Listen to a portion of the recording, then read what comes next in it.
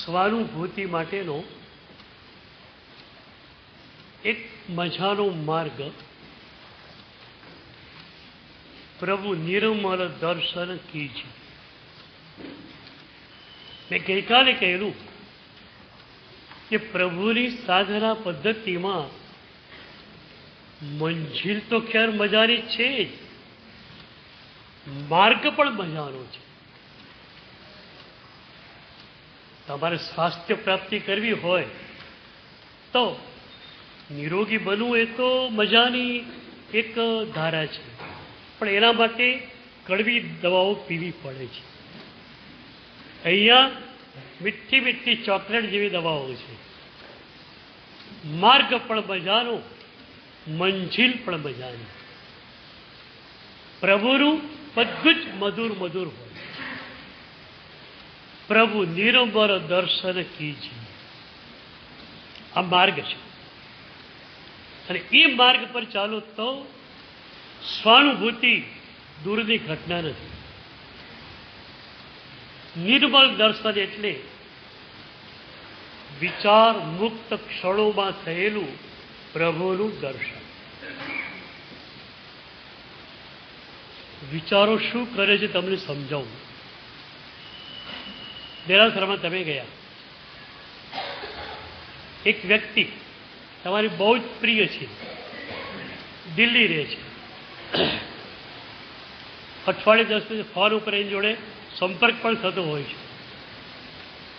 દેરાસરમાં તમે એ વ્યક્તિને જુઓ, તરત શું વિચાર આવે?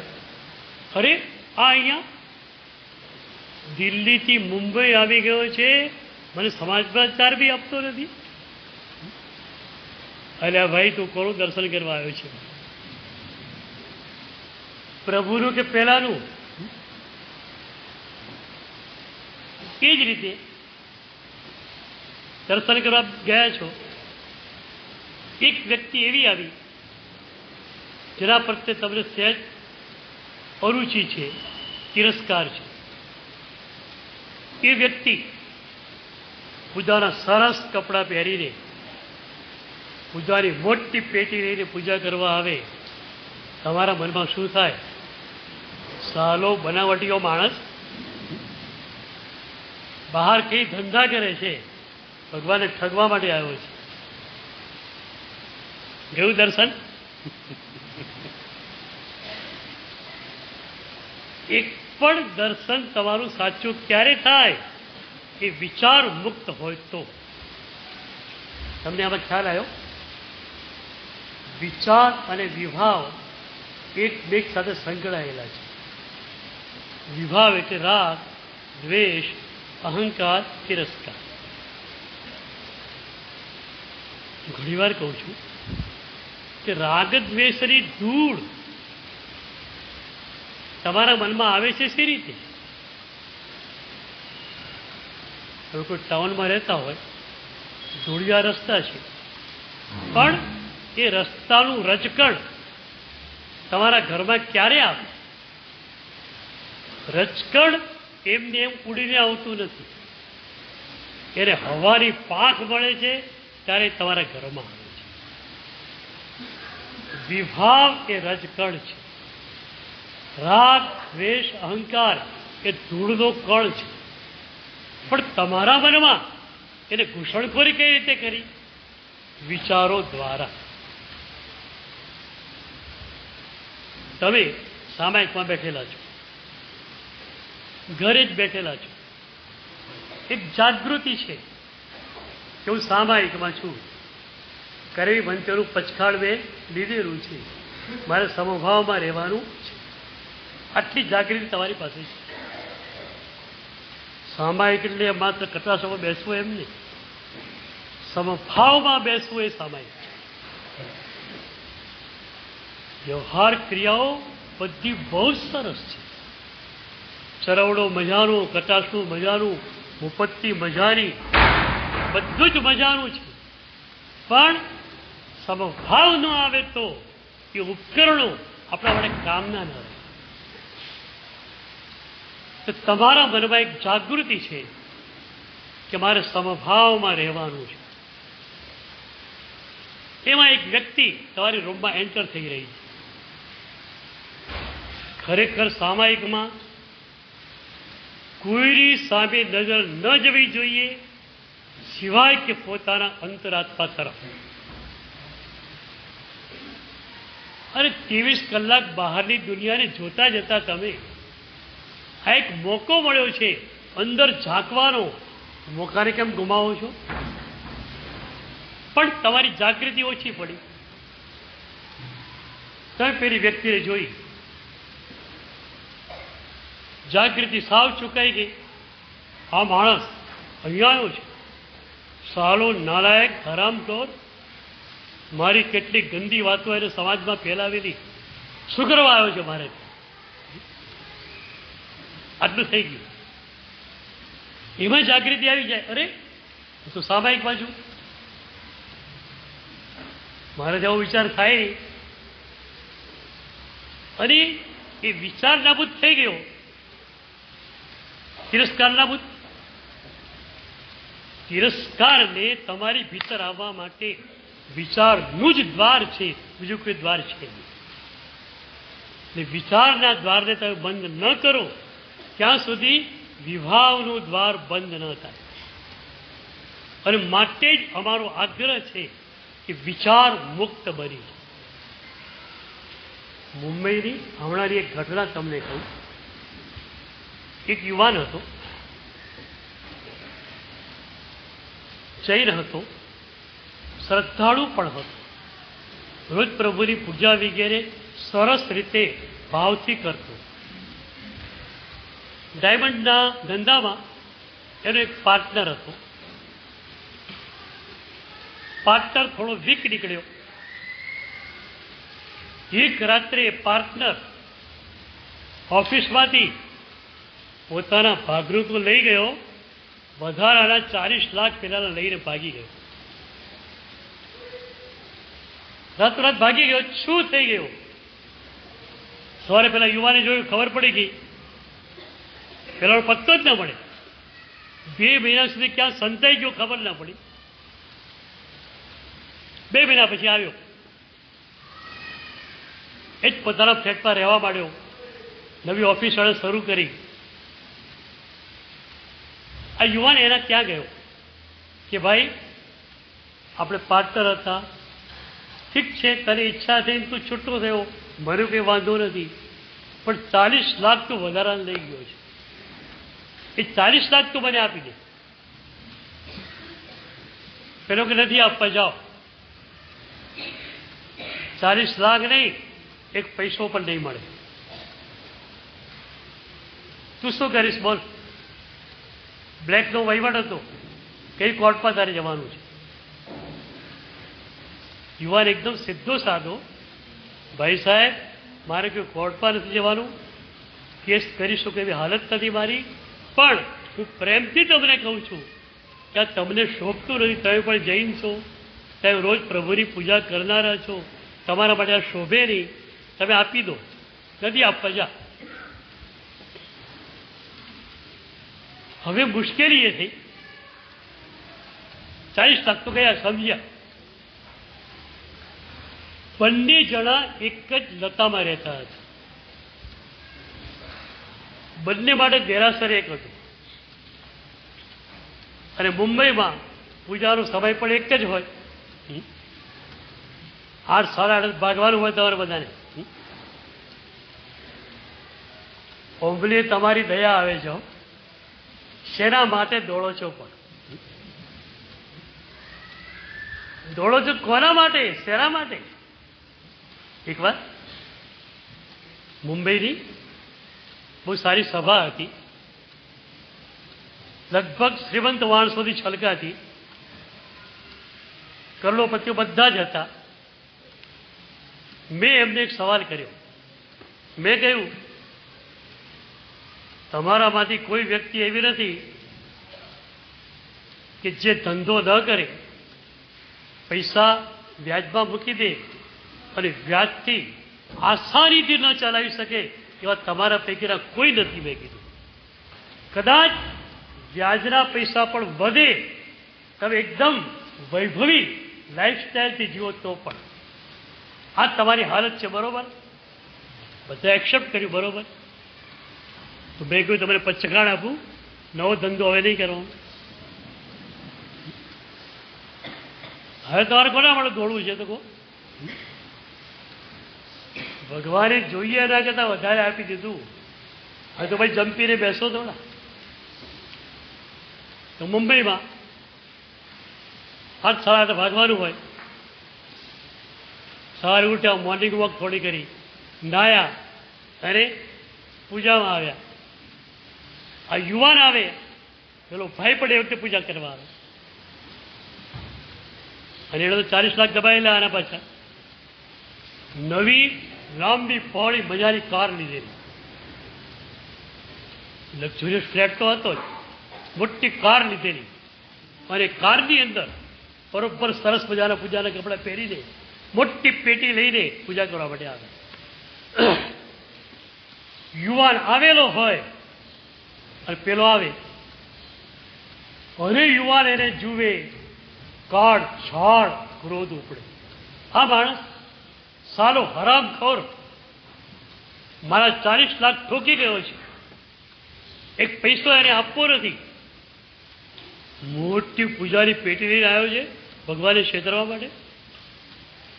મનમાં ને મનમાં ગાળો ચોપડાવે, સાલા છેતરપિંડીના ધંધા બંધ કર પેલા.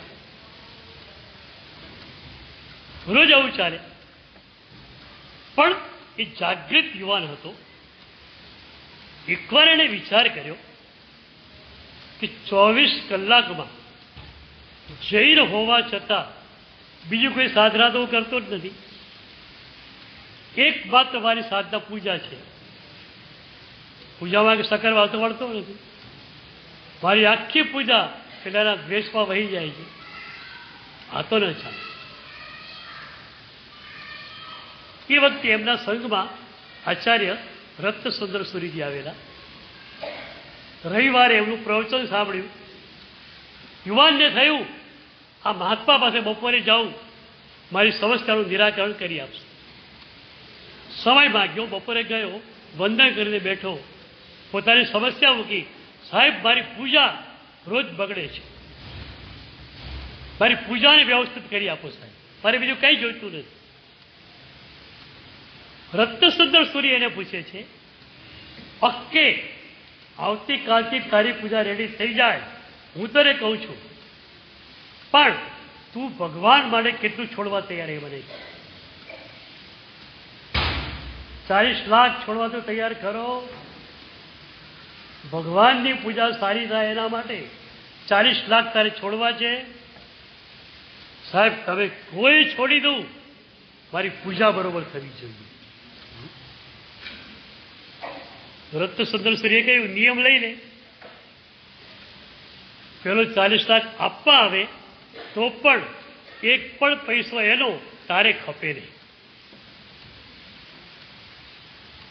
આપવા આવે તો પણ કહી દેવાનું કે એક એક પૈસો માત્ર ચેરિટીમાં આચાર્ય ભગવંત કહે છે ત્યાં મારે ખર્ચવાનો છે, એક પણ પૈસો મારા ઉપયોગમાં લેવાનો નથી. ઓકે સાહેબ, તૈયાર. રત્નસુંદરીએ પહેલા પૂછ્યું કે આ 40 લાખ ન આવે તારું ઘર કેમ ચાલે છે? સાહેબ, બહુ સરસ ચાલે છે. મારો બી લક્ઝુરિયસ ફ્લેટ સારા એરિયામાં છે, પોશ એરિયામાં. દીકરાઓને સારામાં સારું શિક્ષણ આપી શકું છું. મારી પાસે 1-2 કાર પણ છે, બધું જ મારી પાસે છે. એના 40 લાખ વગર એક પૈસો ન આવે તો મારા જીવન વ્યવહારમાં ક્યાંય ઉણપ આવે એવું નથી. 40 લાખ છોડી દીધા એક ધડાકે. બીજી સવારે આખી જ વાત બદલાઈ ગઈ. યુવાન આવ્યો, પેલો ભાઈ આવ્યો, કારામાંથી નીચે ઉતર્યો. હવે દ્વેષ હતો કોના કારણે હતો? એ વ્યક્તિ પર દ્વેષ નહોતો, 40 લાખને કારણે દ્વેષ હતો. 40 લાખનું ભૂત ગયું. આ યુવાન પેલો કારમાંથી નીચે ઉતરે ત્યારે સામે જાય છે, પ્રણામ કરે છે.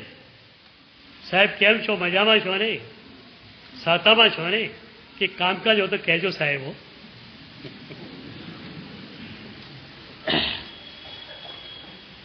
બીજો દિવસ એ જ વાત, કેમ છો સાહેબ, બરોબર ચાલે છે ને બધું મજામાં ને?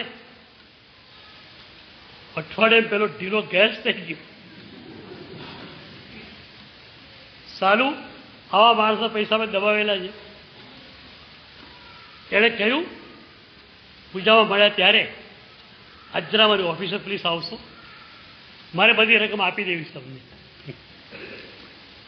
યુવાન કે જુઓ, કોઈ જ ઉતાવળ કરતા નહીં, કારણ ગુરુદેવ પાસે મેં નિયમ લીધો છે, આ 40 લાખ ગયા ખાતે છે, એમાંથી એક પણ પૈસો તમે આપો તો પણ હું વાપરવાનું નથી. આ બધા પૈસા ગુરુદેવ કહેશે ત્યાં 7 ક્ષેત્રોમાં વાપરવામાં આવશે. પેલે આંખો ઓર ભીંજાઈ ગઈ. 40 લાખ આવી ગયા, 7 ક્ષેત્રોમાં વપરાઈ પણ ગયા. એક જ વાત, મારી પૂજા સારી થવી જોઈએ. દ્વેષ કેમ આવતો હતો? વિચારો આવતા હતા. એને જોઈને વિચારો આવે, સાલો હરામખોર નાલાયક. પણ વિચારનું મૂળ શું હતું? 40 લાખ રૂપિયા. મૂળ તોડી નાખ્યું. દાડા પાંખડા રહે ક્યાંથી? હમણાં ઘણા લોકો દ્રષ્ટા ભાવમાં રહેતા હોય છે. ઓબ્ઝર્વેશન, માત્ર ઓબ્ઝર્વેશન કર્યા કરે, જોયા કરે બધું. એક સાધક 10 વર્ષથી ઓબ્ઝર્વેશનમાં હતો, પણ ભીતરથી કોઈ ફેરફાર થયેલું નહીં. એને થયું ક્યાંક મારી ચૂક છે. મારે એને ગામ જવાનું થયું. મારા પુસ્તકો એને વાંચેલા, મારી પાસે આવ્યો કે સાહેબ હું અટવાઉં છું, જરા માર્ગદર્શન આપો. એ શું છે? સાહેબ ઓબ્ઝર્વેશન કરું છું, બધું જોયા કરું છું, અંદરની પરિસ્થિતિમાં કશો ફેરફાર પડ્યો નથી. રાગ દ્વેષ અહંકાર એના એ જ છે. મેં એને કહ્યું ભાઈ કે દાડા પાંખડા તોડ્યા, મૂળને સલામત રાખ્યું. હવે મૂળ સલામત છે તો ડાળી પાંખડી ફરીથી ઉગવાની જ છે. રાગ દ્વેષ અહંકાર એ મૂળ છે, એને તોડ. દ્રષ્ટા ભાવ દ્વારા, વિચાર મુક્તિ દ્વારા ખરેખર શું કરવું છે? વિભાવોને હાંકી કાઢવા છે. એને વાત એટલી જચી ગઈ. બીજા 5 વર્ષે મને મળ્યો. મને સાહેબ ઓકે, રાગ દ્વેષ અહંકાર બધું જ શિથિલ થવા માંડ્યું છે. હવે તમારી વાત કરું, તમારે શું કરવું છે બોલો?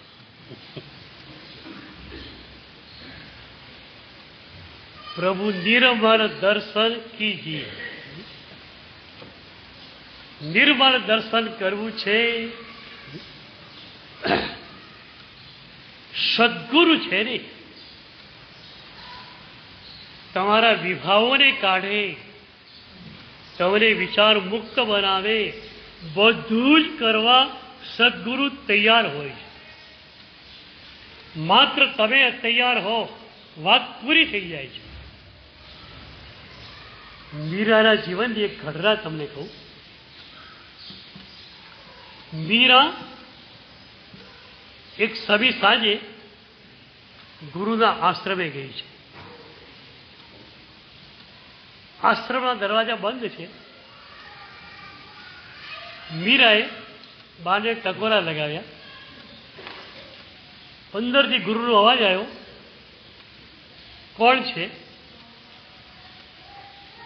મીરાએ કહ્યું, હું મીરા, પ્રભુના ચરણોની દાસી.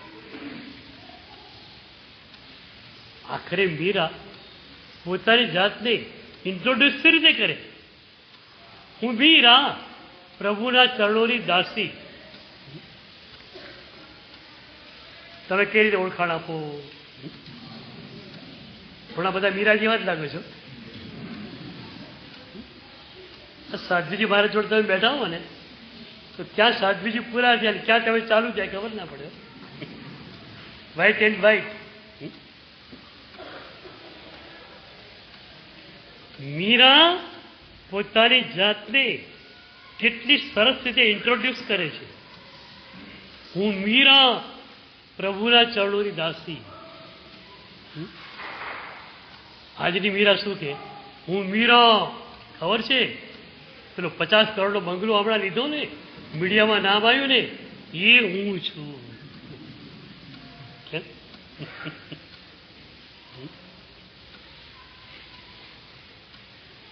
તમારો પરિચય શી રીતે આપશો? કરોડો રૂપિયાથી, તમારા વૈભવથી કે પ્રભુથી?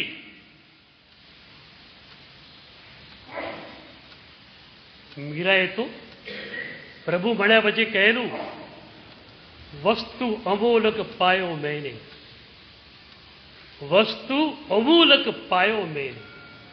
પ્રભુ મળ્યા એટલી અદ્ભુત ચીજ મને મળી છે, દુનિયામાં એને તોલે કોઈ ચીજ ન આવી શકે, કોઈ વ્યક્તિ ન આવી શકે.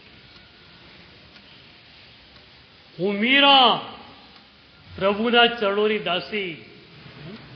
ગમી ગયું?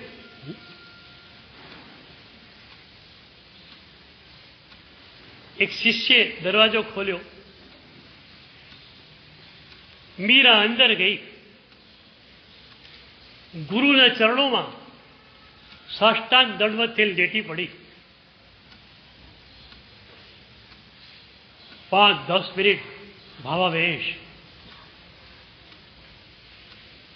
અહીંયા પણ તમારા ઘણા બધાના ભાવાવેશને હું જોઉં છું.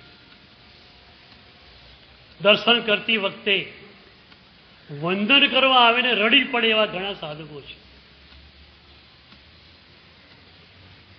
મીરા 10 મિનિટ સાષ્ટાંગ દંડવત મુદ્રાઓ પડી રહે છે, આંખમાંથી આંસુ વહી રહ્યા છે, ગળે ડુસકા. સદગુરુ મને મળી ગયા. સદગુરુ મળ્યા, પ્રભુ ક્યાં દૂર છે.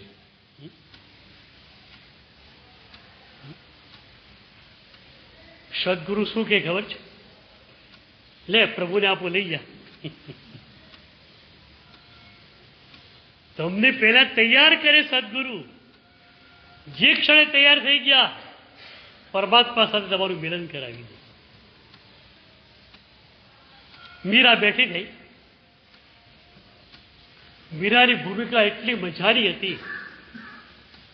ગુરુને લાગ્યું કે હવે મીરાને એકદમ સમર્પિત થવા માટે વધુ જોઈતું નથી, થોડું જ જોઈએ છે.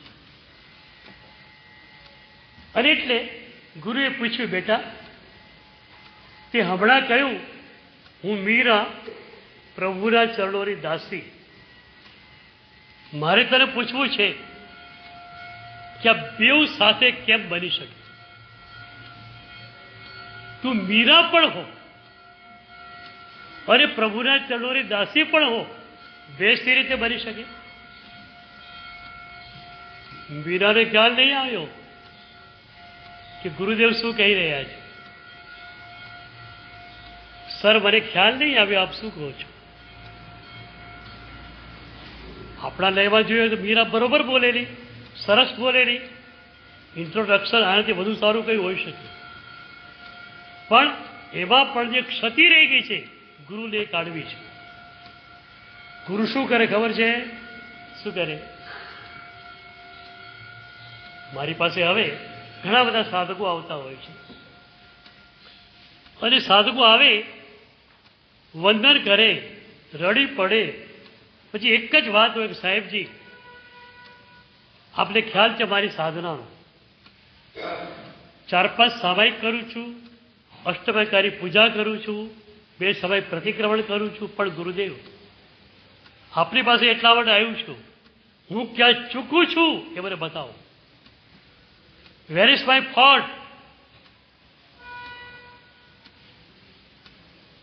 4 સામાયિક રોજ કરું છતાં સમભાવ મારો પુષ્ટ ન થાય. હું ક્યાં ચૂકું છું ગુરુદેવ? ક્યાં ચૂકું છું મને ખ્યાલ નથી આવતો. ગુરુદેવ પ્લીઝ મને બતાવો હું ક્યાં ચૂકું છું. કોઈ પણ ગુરુ પાસે કેમ જવાનું? શાબાશી મેળવવાની. હા, ઓહો બહુ સરસ. તું 4 સામાયિક રોજ કરે છે. હવે સાંભળવા નહીં જવાનું. સાહેબ મારી સામાયિકમાં ત્રુટિ ક્યાં છે બતાવો મને, ક્યાં ચૂકું છું. તો મીરા બહુ જ ઊંચી કક્ષાએ પહોંચી છે. સંપૂર્ણ સમર્પણ માટે વચ્ચે નાનકડો પડદો આજે રહ્યો છે અને પડદાને ગુરુને આજે ખેસવવો છે. તો ગુરુ કહે છે, બેટા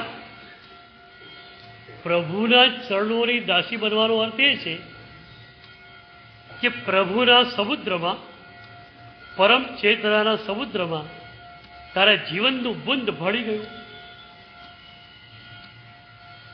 અત્યારે વરસાદ વરસે છે.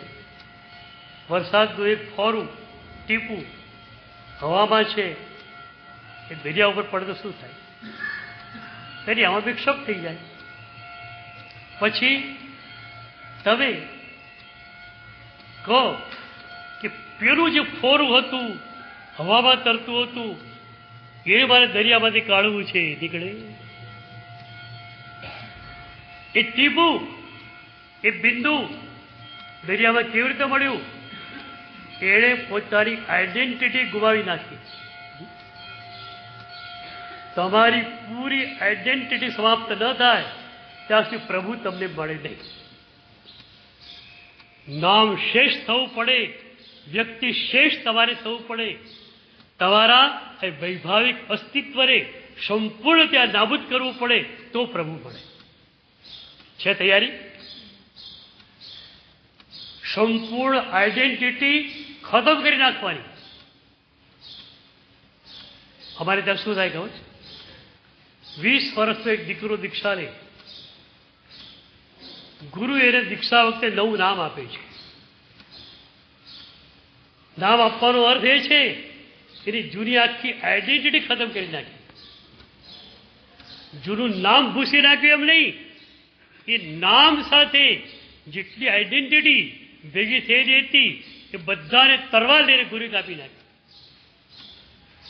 ગુરુ તલવાર લઈને બેઠેલા છો, યાદ રાખજો. ફેસ સ્માઇલિંગ હોવાનો, હાથમાં તલવાર લેવા. તમારે વિભાવને ઉડાવવો જ છે. અરે વિભાવ તમારામાં છે. હું તમારી ખાલી પ્રશંસા ખોટી કરી, ઓહો 2 ટાઈમ પ્રતિક્રમણ કરે છે, અષ્ટપ્રકારની પૂજા કરે છે, આમ કરે છે, અને કરોડ રૂપિયા સંઘમાં ખર્ચી નાખ્યા, બહુ સરસ. નહીં, હું ગુરુ તરીકે ચૂકું છું. મારે એને પૂછવું પડશે. કરોડ રૂપિયા તે ખર્ચ્યા એનો વાંધો નથી, પણ કરોડ મેં ખર્ચ્યા એનો અહંકાર તો મનમાં નથી ને. અને એનો અહંકાર હોય તો તે કરોડ તે ખર્ચ્યા નથી, કરોડ તારી પાસે જ છે. પછી અરે પ્રભુનું બધું છે, તમે પ્રભુને આપી રહ્યા છો. મેં આપ્યું કેમ બોલો છો? સી રીતે બોલી શકો? આ બધું તમને મળ્યું, પ્રભુથી તો મળ્યું છે. અરે પુણ્યના ઉદય મળ્યું. પુણ્યના માલિક કોણ? પ્રભુ. નવતત્વ કોણે બતાવ્યા? પ્રભુએ બતાવ્યા. તો બધું પ્રભુનું છે. પ્રભુનું આટલું બધું આપેલું છે, થોડુંક તમે પ્રભુને આપ્યું અને અહંકાર કરો છો. એક વાત બરોબર સમજી લો. બાય ધ વે, દાન ગમે એટલું કરો, મને વાંધો નથી. સાધર્મિક સહાયતામાં કરોડો રૂપિયા ખર્ચો તમે, ખાસ કરવા જેવું છે. દેરાસર બનાવો, કોઈ વાંધો નથી. શહેરનો નવો વિકસતો એરિયા છે, જૈન કુટુંબો આવી રહ્યા છે, નવું દેરાસર બનાવો, વાંધો નથી. બધું જ કરો તમે, મને વાંધો નથી. પણ કરતી વખતે અહંકાર મનમાં ન આવવો જોઈએ. અને એટલે જ એક વાત હું વારંવાર કહું છું કે તકતી વગરનું દાન મારે તમારી પાસે જોઈએ છે. તકતીવાળું દાન કરો ને, એ દાન તરીકે હું નથી ગણતો. એમાં તો પૈસા વસૂલ થઈ જાય ને તમારે. પેલા મેનેજમેન્ટ વાળાને પૈસા જોઈએ છે, તમારે નામ જોઈએ છે. ભાઈ આરસની તકતી, એ ગ્રેનાઇટની તકતી, અક્ષર સોનેરી કે કેવા, કેટલા ભાઈ કેટલાની તકતી બોલો પેલા. આ તમે દાન આપવા જાઓ તો ભાવતાલ કરવા જાઓ છો, શું કરવા જાઓ? આને હું દાન નથી કહેતો. તમારો દીકરો પણ ન જાણે,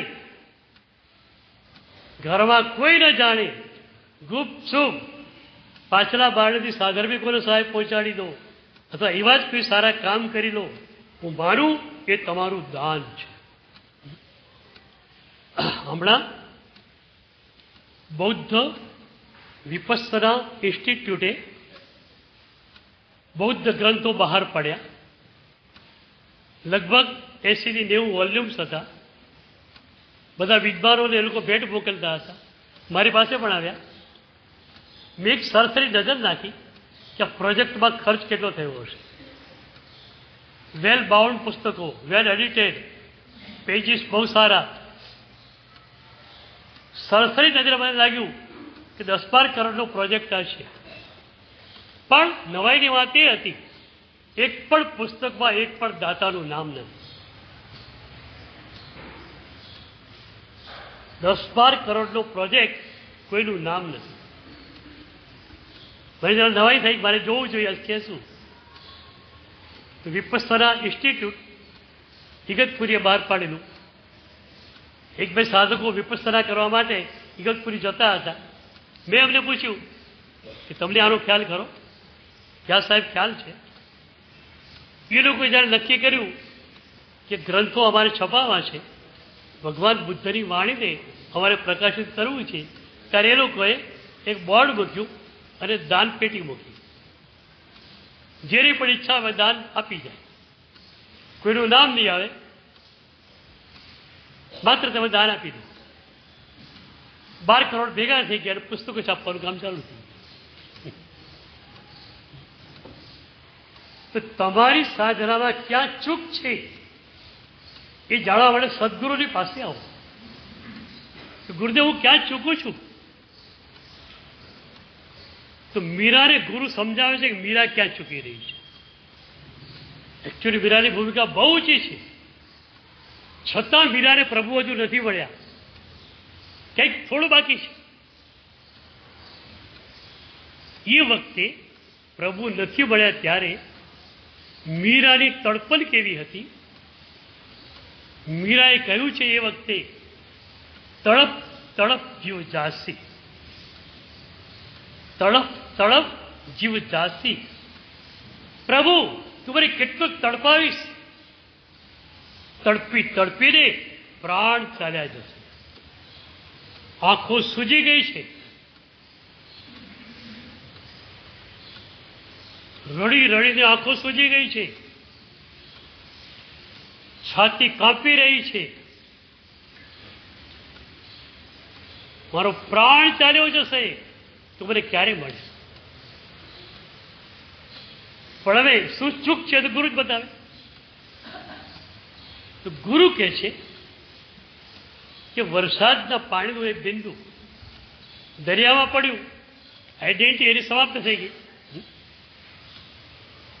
એમ તું પણ જો પરમાત્માના ચરણોની દાસી છે, મતલબ એ થયો કે પરમાત્માના સમુદ્રની એક બિંદુ છે. એ બિંદુ દરિયામાં ભળી ગયું, આઈડેન્ટિટી ક્યાંથી હોય? તું મીરા ક્યાંથી હોય? પછી આ મીરાની આઈડેન્ટિટી તો ક્યાંથી લાવી? પણ તું મીરાનું લેબલ ક્યાંથી લાવી? તું આઈડેન્ટિટી લેસ થઈ જા, નેમ લેસ થઈ જા, બોડી લેસ, માઇન્ડ લેસ થઈ જા. પ્રભુ આ રહ્યા.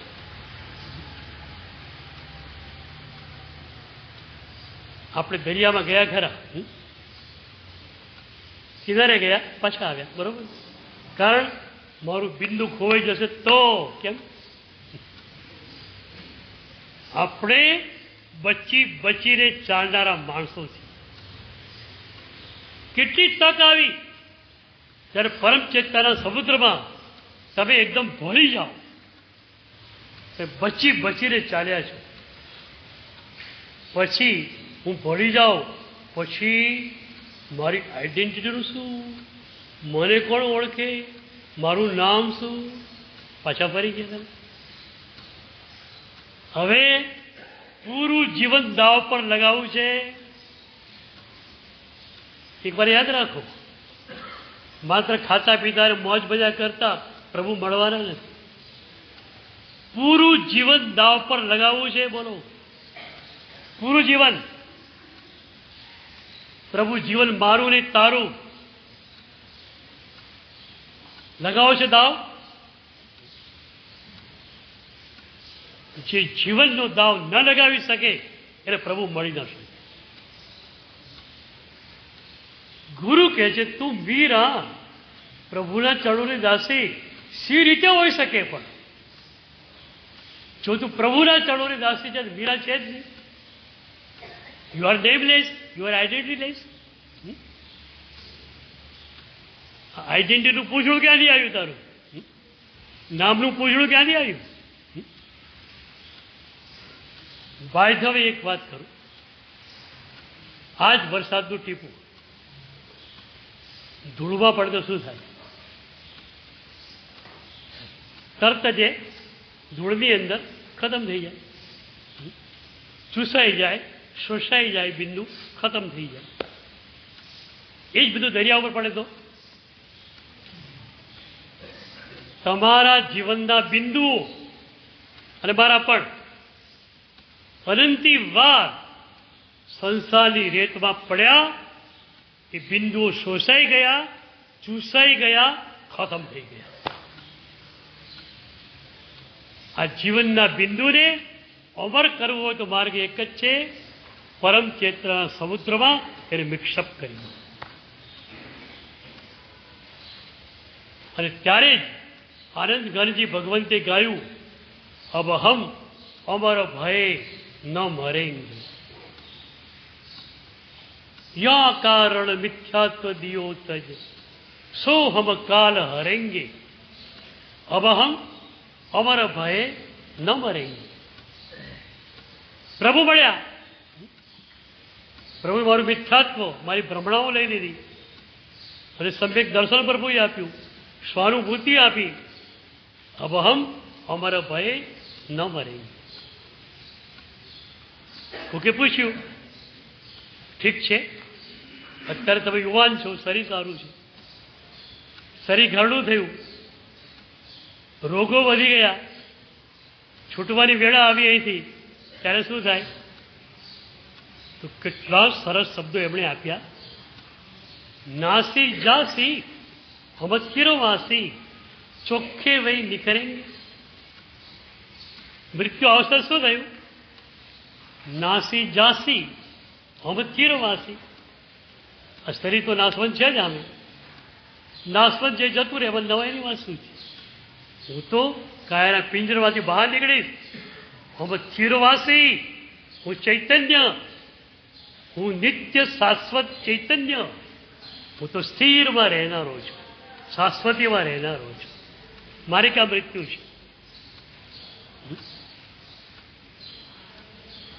ભગવદ્ ગીતામાં એટલે જ કહ્યું, નૈનમ છિંદંતી શસ્ત્રાણી, નૈનમ દહતી પાવક.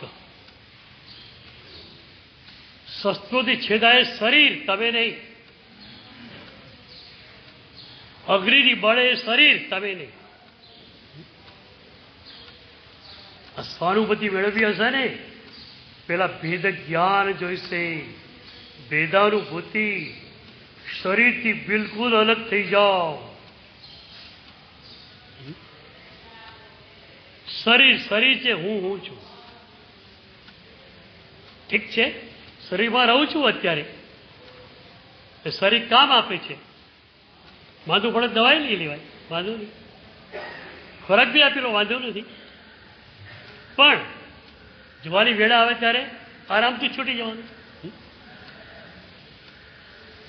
રોગ આવે ત્યારે શું કહેશો? મને રોગ આવ્યો કે આને રોગ આવ્યો? શરીરને રોગ કોને આવે? ધર્મ ધુરંધર શ્રી મહારાજ આપણા એક પ્રબુદ્ધ આચાર્ય હતા. એ સાહેબને ગળાનું કેન્સર થયું. એ જમાનામાં પેન કિલરો પણ એટલા સારા શોધાયેલા નહીં, દવાઓ પણ એટલી સારી શોધાયેલી નહીં. સાહેબ સાંજે 24 વખતે એક પેઇન કિલર લે, રાત્રે 3-4 કલાક એનો કેફ રહે, તો જે પીડા શરૂ થાય સાહેબ જ સોલ્વ કરી શકે, બીજું કોઈ સોલ્વ ન કરી શકે. હું અમદાવાદ આવેલો, સાહેબ અમદાવાદમાં. હું સાદા પૂછવા ગયો સાહેબને, સાહેબ જોડે બેઠો, સાદા પૂછી મેં વર્ષો પહેલાં એમનું દર્શન કરેલું. એ વખતે જે મુસ્કાન, જે સ્વીટ એમના ચહેરા ઉપર હતું, એ સ્વીટ જોયું મેં. કોઈ ફરક નહીં. કેન્સર ફરક શું પાડી શકે? બોલો તમારામાં શરીર દુબળું પાતળું બની શકે, તમારામાં શું ફરક પડે? એ સ્વીટ, એ જ મુસ્કાન. કે સાહેબ સાતામાં? મારે કહું બહુ સાતામાં, એકદમ સાતામાં. કે સાહેબ પણ આ કેન્સર થયું આપને? મારી છાતકડી કાઢી, મને કે યશો વિજય તું બોલે છે, મને કેન્સર થયું છે કે મારા શરીરને થયું છે? કેન્સર થયું શરીરને, મારે શું લેવા દેવા છે? શરીરને થયું છે, ડોક્ટરો દવા કરે છે, શિષ્યો પણ દવા કરે છે, રહે છે ત્યાં ઠીક છે, આરાધના કરશું. ઉપર સુધી બીજા જન્મમાં આરાધના કરવું છે શું? જો સાધના તમને અસ્તિત્વના સ્તર પર મળી ગઈ તો મૃત્યુથી કોઈ ગભરાવું નથી. અહીંયા સાધના કરી, જન્મ બદલાયો, ફરી મનુષ્ય થયા, દેવ થયા, ગમે તે યોનીમાં ગયા, સારી યોનીમાં જ જવાના. ત્યાં તમારી એ જ સાધના ચાલુ રહેવાની છે. ઘણી વાર કહું છું, રાત્રે તમે લેટર લખવા માટે બેઠા, 4 લીટી લખાડી, લાઇટ ઓફ થઈ ગઈ, ચલો કાર સવારે લખશું. સવારે લેટર હાથમાં લીધો, હવે ક્યાંથી લખવાનું છે? 5મી લીટીથી 4 લીટી ગઈકાલ રાત્રે લખાઈ ગઈ છે. જે સાધના આ જન્મમાં કરી એને ફરી આવતા જન્મમાં ઘૂંટવી ના પડે, એની તમે આગળ ચાલશો. પણ ક્યારે માત્ર શરીરના સ્તર પર કે કોન્શિયસ માઇન્ડના સ્તર પર સાધના હશે તો નહીં ચાલે. અસ્તિત્વના સ્તર પર સાધના ગઈ હશે તો થશે. એટલે આપણે આ કામ કરવું છે, એના માટે આપણે ભેગા થયા છીએ. તો સ્વાનુભૂતિ માટે બહુ જ નાનકડું સૂત્ર આપ્યું. ગમી જાય એવું તો ખરું જ, પણ હોઠે યાદ રહી જાય એવું પણ ખરું. આમ યાદ રહી ગયું? પ્રભુ નિર્મલ દર્શન કીજીએ, યાદ રહી ગયું? ક્યાં સુધી યાદ રહ્યું? આમ હોઠ સુધી, મન સુધી, કે તમારા સુધી? હોઠ તમે નથી, આ કોન્શિયસ માઇન્ડ તમે નથી, તમે નિર્મલ ચૈતન્ય છો. ક્યાં સુધી ગયા શબ્દો? મારે જન તમને સંભળાવવું છે, તમારા કાનને નહીં, તમારા કોન્શિયસ માઇન્ડને નહીં.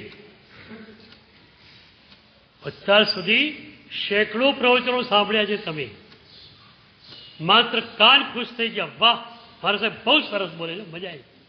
તો મજા લેવા ગયો હતો અહીંયા, આગળ થિયેટર છે.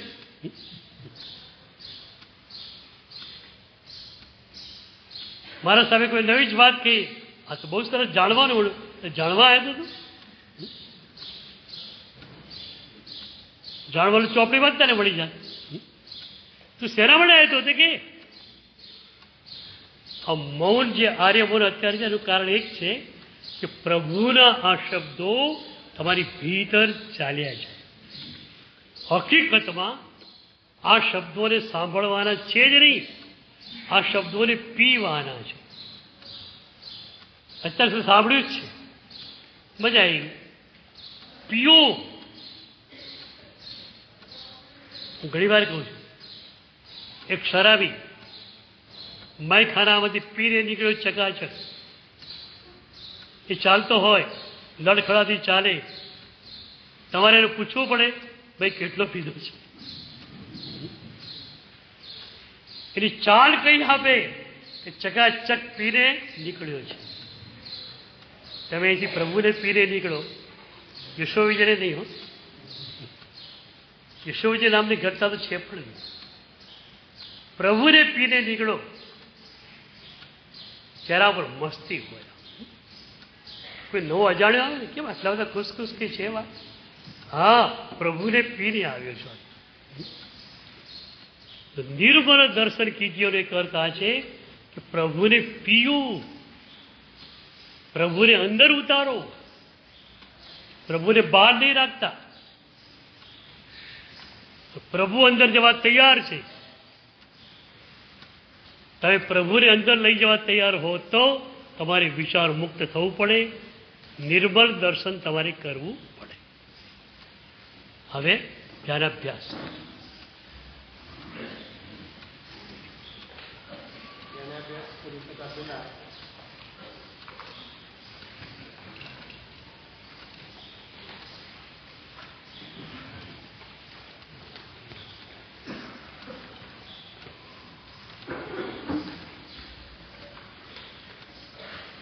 અનુભવેલું છે એની થોડીક વાતો કરી દઉં. જાણીતા સંગીતકાર કુમાર છિટ્ટરજી વારંવાર ગુરુદેવ પાસે આવે છે. આનંદગંજીના ઘણા શો કરે છે. દરેક શો વખતે આનંદગંજીના પદો લેતા લેતા સાથે એક પદ બોલે છે, ભક્તિ સાથે ભાવ જો બળે તો પ્રભુએ નીચે ઉતરવું પડે. ભક્તિ સાથે ભાવ જો બળે તો પ્રભુએ નીચે ઉતરવું પડે. અને અંતિમ કડીમાં બોલે છે, હું પણ જો અંતરથી ટળે, હું પણ જો અંતરથી ટળે તો પ્રભુએ નીચે ઉતરવું પડે. ત્યારે આપણે આજે હું પણ કાઢવાની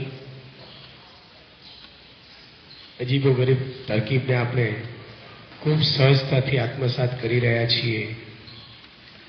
વિચાર કરજો, પહેલાં તો મેં આપણે અભિનંદન આપ્યા હતા કે 45 ડિગ્રી કે વાયુથી ડર્યા વગર આપણે અહીંયા પહોંચ્યા.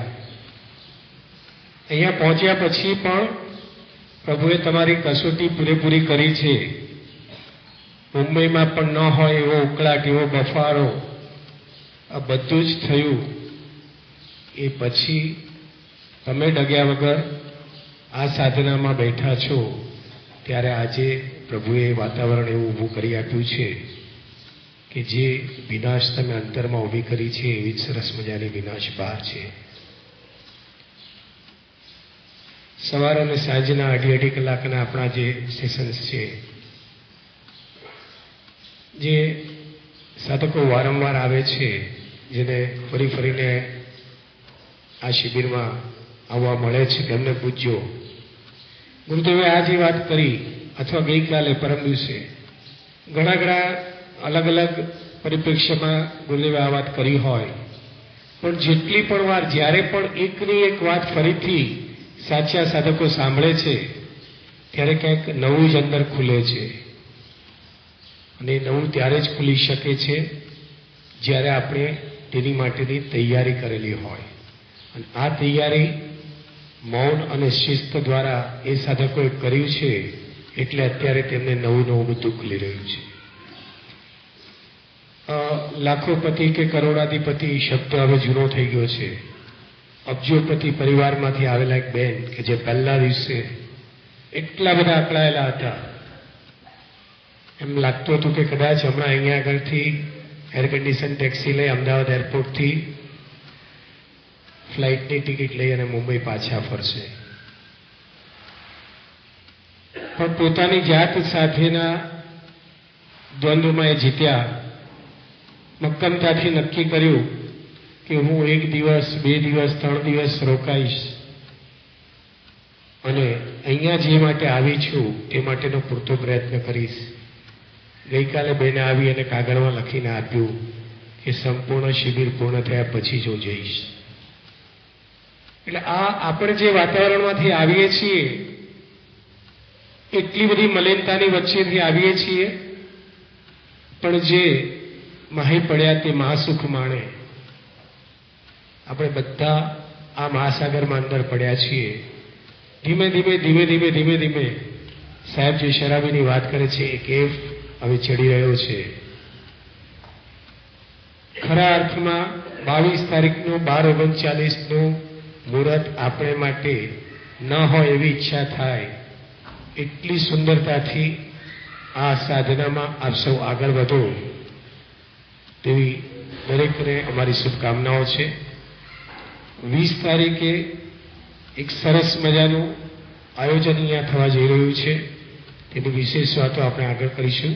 અત્યારે બધાને વિનંતી કે અક્ષરશઃ ગુરુદેવની વાતનું પાલન કરી જે સમય આપ્યો છે તે સમય સુધી અહીંયા રહેજો. પછી આપ જ્યારે પૂજા વગેરે કરવા જાઓ છો, ભોજન શાળાના સ્ટાફને પણ સાંજની તૈયારી કરવાની હોય છે, તે ખ્યાલમાં રાખી 1:15 બંધ થશે. ત્યાં આગળ જમવાનું બંધ થશે. 1 વાગે દરવાજો અંદર જવાનો બંધ થશે. આપ એટલી સરસ સાધના કરી રહ્યા હો, આપ ભૂખ્યા રહી જાઓ તેવી પણ તે લોકોની ઈચ્છા નથી, પણ સાથે એ સવાસોના સ્ટાફની આપણે પણ કાળજી લેવાની છે. એમને સમયસર આપણે જમવા દેશું તો એ સાંજે આપણને ચોવિયાર વ્યવસ્થિત કરાવશે. મોડા મોડું 1 વાગ્યા સુધી ભોજનશાળાના ગેટની અંદર પહોંચવાનો પ્રયત્ન કરજો અને સાંજે પણ તે જ રીતે ખાસ ખ્યાલ કરજો. હા, ખાસ વિનંતી, હવે તો અંદરનો ઠેરાવ આવતો જાય છે, એટલે બહાર તો ઠેરાવ આવી જ ગયો હશે. ના આવ્યો હોય ને ક્યાંક વિવળતાથી, ક્યાંક ઉતાવળથી, ક્યાંક ગુરુદેવ પાસે કે પ્રભુ પાસે જવાની ઉતાવળ, ભોજનશાળાની તો ઉતાવળ તમે નહીં કરો એ સમજી શકું છું, પણ આ ઉતાવળમાં પણ ચાલતી વખતે જ્યાં ઓઇલ પેઇન્ટ કરેલો છે ત્યાં ખાસ ખ્યાલ કરજો. જરાક પણ પગ લપસશે તો એ ભયજનક છે. હમણાં જ આપણા ડૉક્ટર સાહેબ એક હાર્ટ પેશન્ટને જોવા માટે પોતે દોડવા જતા હતા અને લપસ્યા હતા. એટલે ખાસ કાળજી, ગમે તેટલા આપ માહિર હશો પણ અહીંયાની આ ઢળાવની ભૂમિમાં ખૂબ સંભાળીને ચાલવા માટે વિનંતી.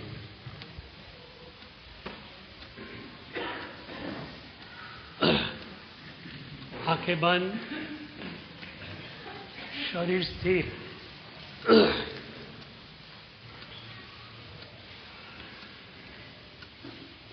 आपका मेरुदंड बिल्कुल ही स्थिर रहना चाहिए. साधना के लिए ये आसन भी बहुत ही महत्वपूर्ण है. अष्टांग योग में आसन भी आता है, प्राणायाम भी आता है. अब धीरे धीरे धीरे सांस लो. पूरे फेफड़े भर जाने चाहिए. धीरे धीरे धीरे सांस छोड़ो. पूरे फेफड़े खाली हो जाए. श्वास का एक साइकिल, संपूर्ण श्वास का एक साइकिल.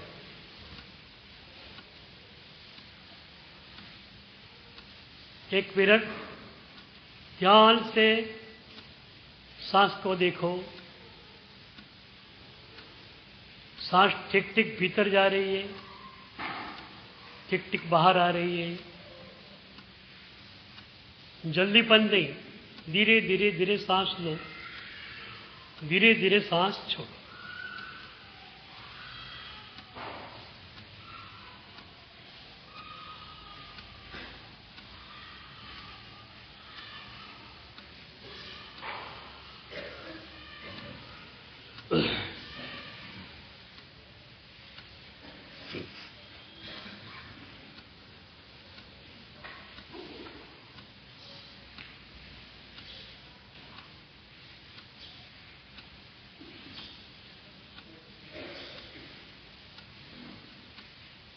अब इस प्राणायाम को भाव प्राणायाम में बदलना है. सांस जब ले रहे हैं तब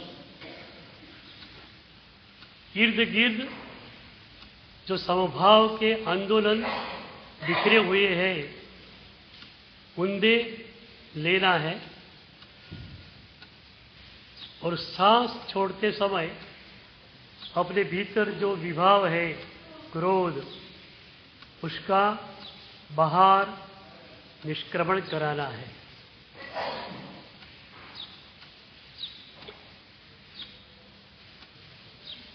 कोई विचार नहीं दूसरा, नींद भी नहीं, केवल जागृति.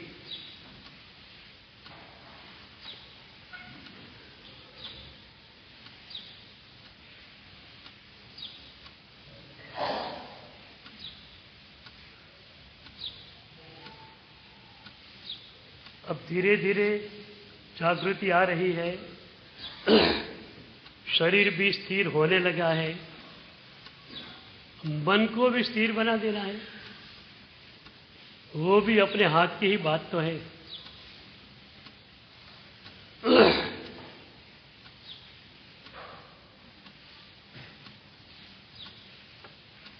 सांस ले रहे हो, सांस छोड़ रहे हो, समभाव को ले रहे हो, क्रोध को फेंक रहे हो।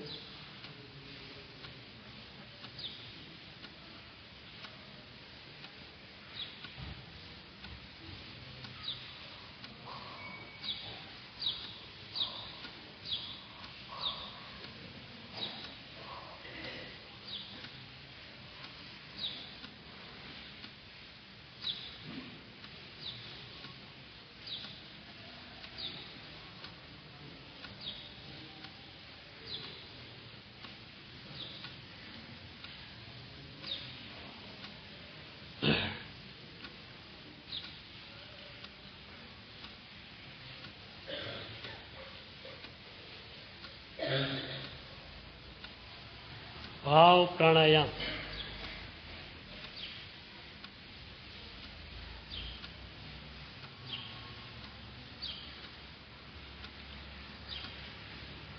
अब इस भाव प्राणायाम में एक कड़ी आगे जाना है। शरीर सांस ले रहा है, शरीर सांस छोड़ रहा है। आप उस प्रक्रिया के सिर्फ दृष्टा है। शरीर में आप रहते हैं जैसे कोई फ्लैट में रहते हैं, वैसे फ्लैट आप नहीं हैं, वैसे ही शरीर आप नहीं है। शरीर अलग है, तुम अलग हो। तो तुमसे पृथक जो शरीर है वो सांस ले रहा है, शरीर सांस छोड़ रहा है। तुम इस प्रक्रिया के देख रहे हो।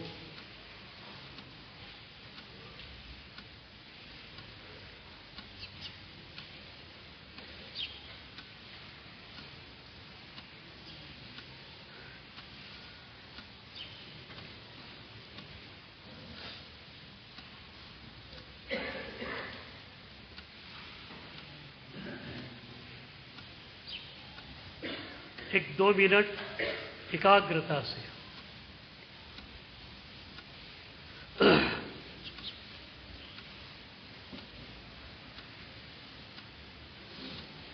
इस चरण में शरीर स्थिर होता है, सांसें स्थिर होती है,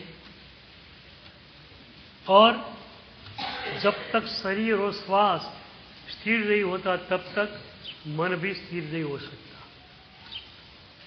इसलिए पहले चरण में शरीर को स्थिर करना है, श्वास को रिदमिक लय में लेना है।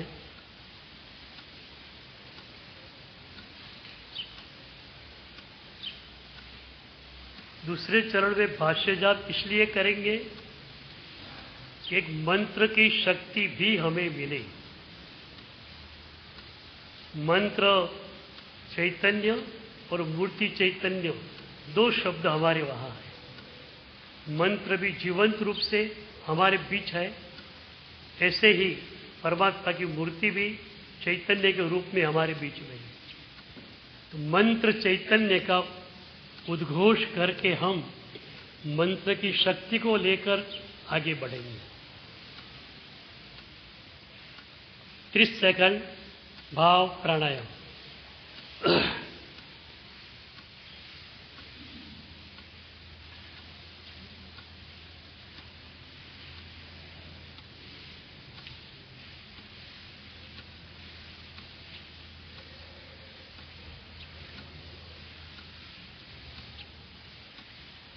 दूसरा चरण भाष्य जाप।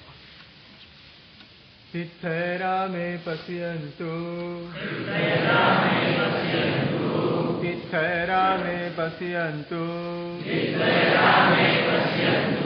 तिथैरा मे पश्यन्तु,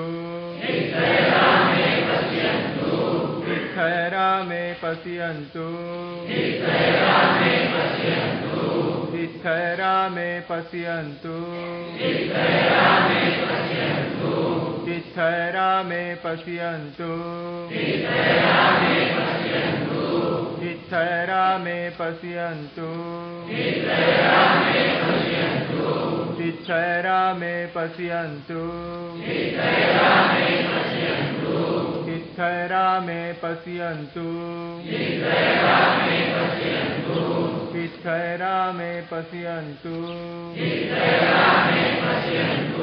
विद्धरा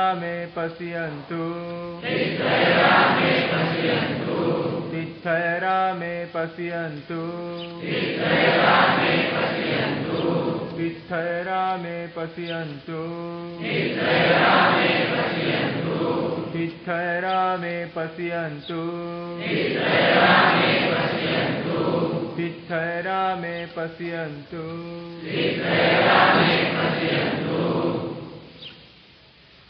अब तीसरा चरण मानस जाप। इसी पद को मन में दोहराना है, लेकिन संपूर्ण एकाग्रता के साथ।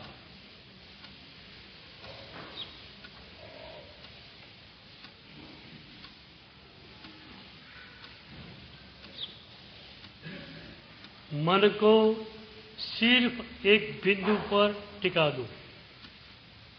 एक ही बिंदु मन के लिए तिथैरा में पश्यन्तु। हमारा मन इधर उधर घूमता ही रहता है, उस मन को हम नियंत्रित कर रहे हैं। समझो कि इस प्रक्रिया से आप अपने मन के मालिक हो रहे हैं।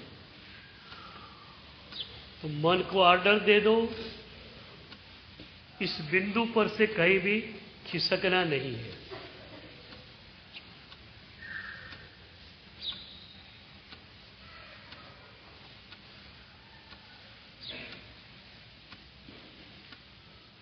एकाग्रता से जाओ। कोई विचार नहीं चाहिए। विचार आए तो भगा दो, नींद आ जाए भगा दो।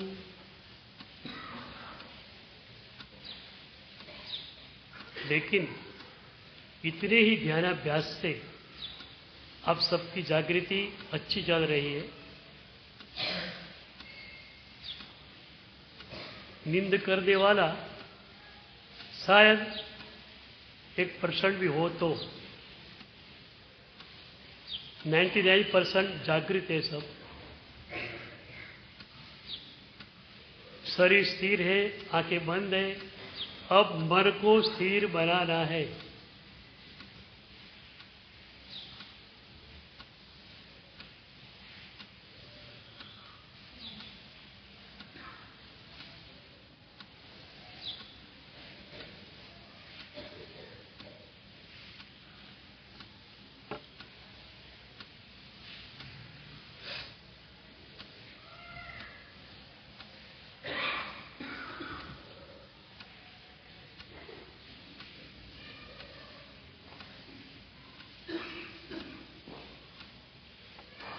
मानस जाप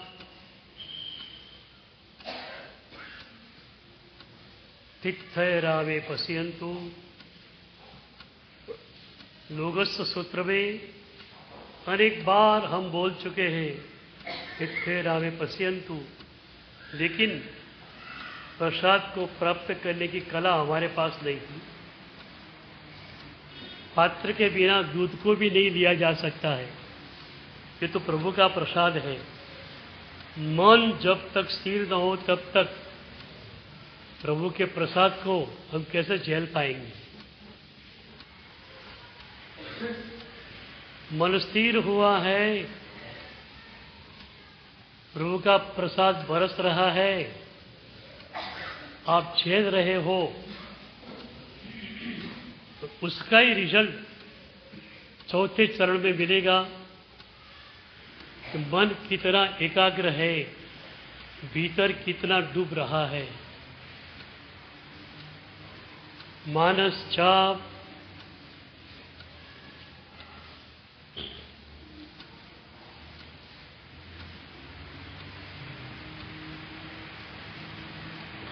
कोई भी विचार न आ जाए, जागृति रखो।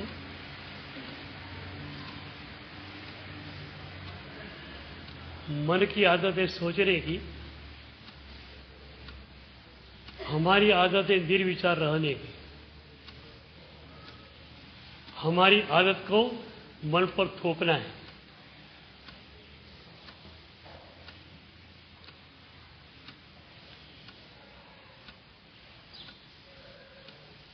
मानस जाप,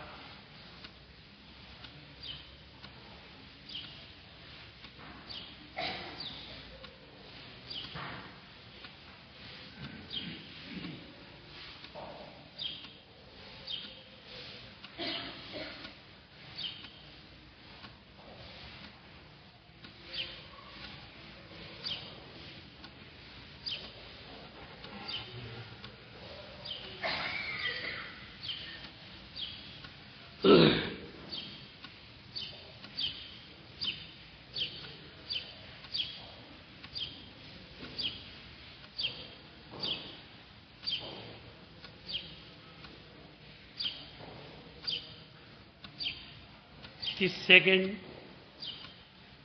सिर्फ 30 सेकेंड मानस जाप, लेकिन बिल्कुल मन को स्थिर बना दो।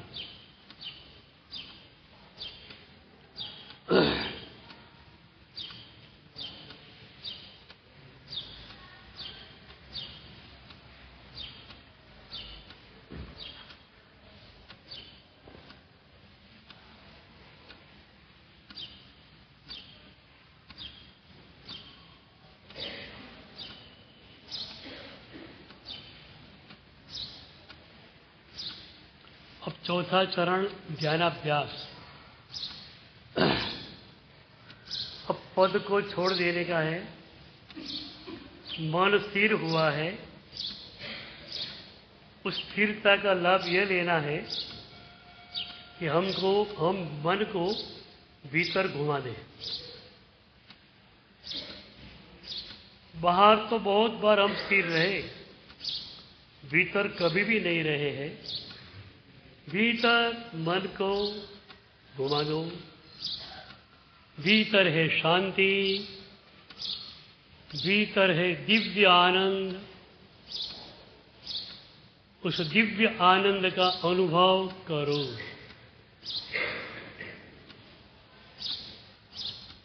तुम आनंद घन हो ही, न तुम विषाद घन हो, न तुम पीड़ा से ग्रस्त हो, तुम सिर्फ आनंद घन हो। आनंद तुम्हारे भीतर ही है, लेकिन अभी तक मन बाहर था, तो आनंद का अनुभव कैसे करें? अब मन भीतर गया है, भीतर के आनंद को अब गहराई से ले।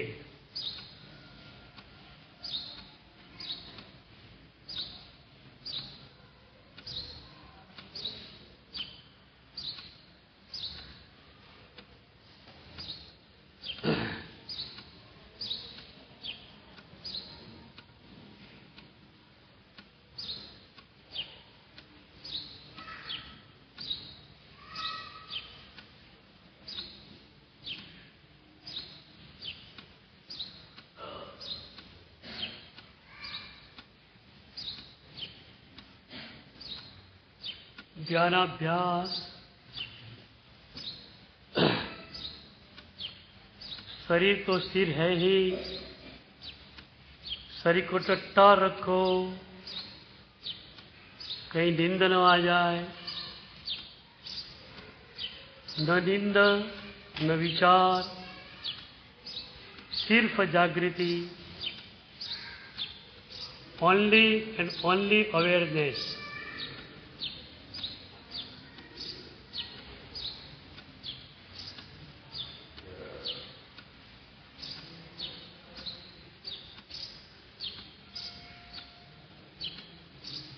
भीतर जो शांति है, तुम्हारे सबके भीतर आनंद का एक सागर हिलोरा ले रहा है। इस सागर में डुबकी लगाओ। किनारे तो बहुत बार आए, अब सागर में डुबकी लगाओ, आनंद का अनुभव करो।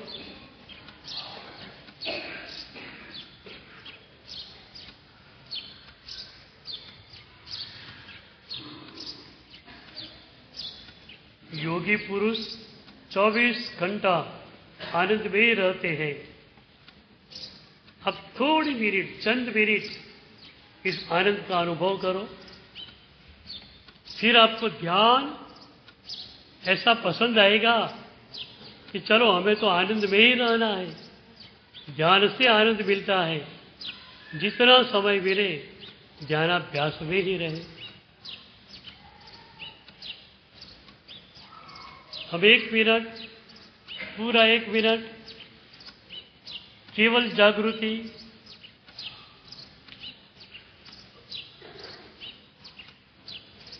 आपका मन कहीं बाहर न जाए, इतनी ही आपको जागृति रखनी है, इतना ख्याल रखना है। यदि मन बाहर नहीं है तो भीतर ही है,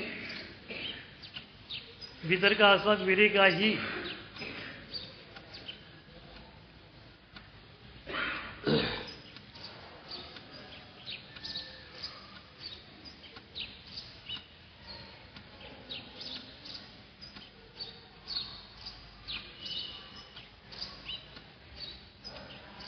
ये चौथा चरण यूँ थोड़ा टफ है, लेकिन पहला और तीसरा चरण जिसने ठीक ठीक कर लिया है उसको ये टफ नहीं लगेगा।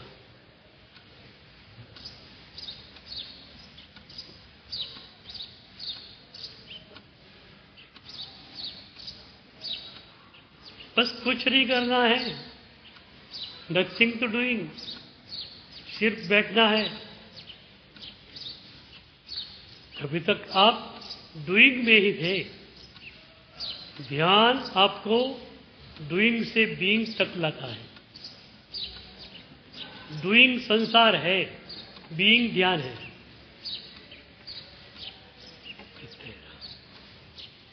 इत्थैरा मे पश्यन्तु, इत्थैरा मे पश्यन्तु, इत्थैरा मे पश्यन्तु,